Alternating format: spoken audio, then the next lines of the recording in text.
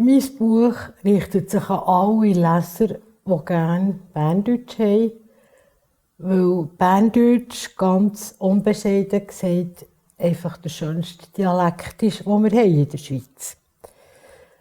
Es richtet sich aber auch an Leute, die interessiert sind an der Geschichte, und zwar an dieser Geschichte um 1900, wo ein Teil ist von einem ungeheuren Umbruch, wie man ihn wahrscheinlich noch gar nie erlebt hat.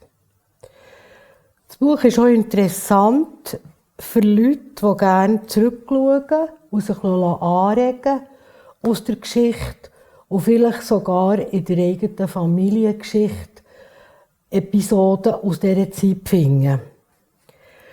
Und das Buch ist auch spannend für die wahnsinnigen Fortschritte, die heute unvorstellbar sind.